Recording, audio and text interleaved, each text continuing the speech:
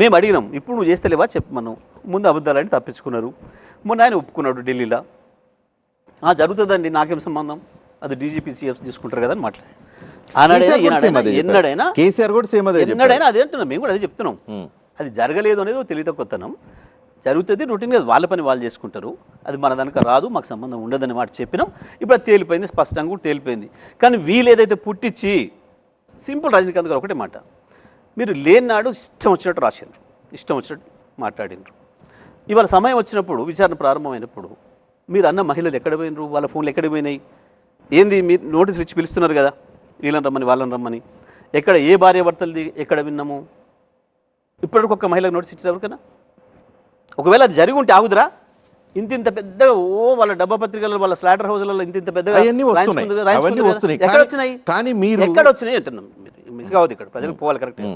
ఒక మహిళకి ఎవరికైనా ఇప్పుడు నోటీస్ ఇచ్చి పిలిచినారా ఒక ఫోన్? ఒకవేళ నిజంగానే కనుక అయ్యుంటే ఫస్ట్ వాళ్ళని పిలుద్దురు కదా మమ్మల్ని బదనం చేయడానికి. అంటే ఏమవుతుంది, ఏం తెలుస్తుంది? లేదు అని తెలుస్తుంది. ఇంకొకటి, ఇప్పటి వరకు మాకు ప్రత్యర్థులు ఎవరండి? ఆనాడు మాకు ప్రత్యర్థులు అయిన వాళ్ళది పీసీసీ ప్రెసిడెంట్గా రేవంత్ రెడ్డి వచ్చిండు, నా ఫోన్ చేసిండు అని మాట్లాడి చాలాసార్లు. ఇప్పటివరకు రేవంత్ రెడ్డి నోటీస్ ఇచ్చిండ్రా? రేవంత్ రెడ్డి ఫోన్ నెంబర్ ఇచ్చిండ్రా? మొదలు పిలవాలి కదా, ఇస్తే నువ్వు ఉంటే మొదలు పిలవాలి కదా.